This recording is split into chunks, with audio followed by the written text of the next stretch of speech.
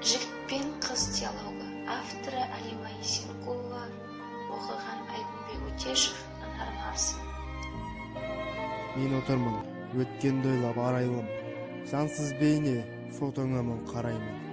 Сағат тілі көрсетсе де түнгішті, саған деген сағынышым тым күшті. Есіңде ме, өткен шақта, күзгі бақта мәз болушы ек балаша, мөлдіреген көздеріңде тұрушы еді жараса.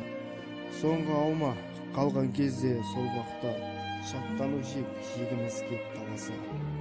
Соңғы кезде жанға батты хат хабарсыз кеткенің, неге ботам уәде беріп, бақытты мені етпедің.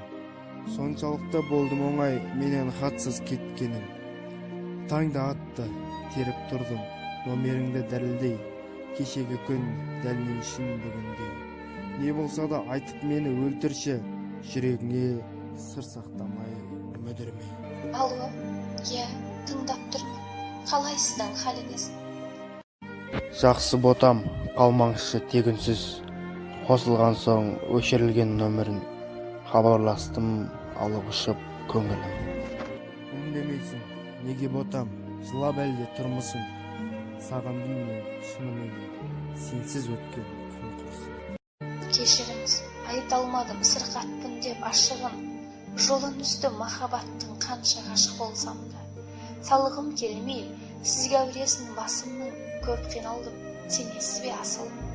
Әр түндерде жылап жатып айта алмай, жүрегімнің жан сырын. Жо жаным, мені кешір. Әттең білгенімде ертерек, бір жыл бойы екі жаққа кетпесек, жүрекпенен сезімге де мұң жарасын екпесек. Иә, асылым естіп тұрмын, түс көргендей даусыңды, қандай бақыт сүйгеніңе ашып айту бар сырды.